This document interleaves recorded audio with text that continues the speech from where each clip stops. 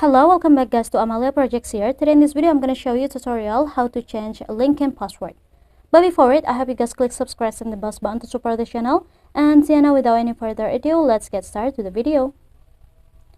Well guys, first thing first, of course you just have to open your LinkedIn. Here I'm gonna open it. I'm gonna open my LinkedIn, and now you just have to go to your account icon at the top left. And after, go to this settings options.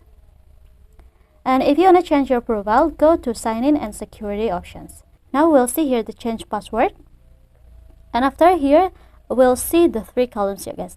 The first column, you just have to enter your current password. And the second and the last column, you just have to enter it your new password here guys. Here I'm gonna enter it first. And if you're done, you just have to tap on this save password.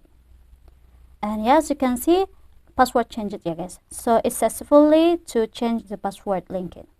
So yeah, I think it's enough. Thank you for watching this video. Don't forget to leave your like and comments below, and I'll see you soon on the next one. Goodbye.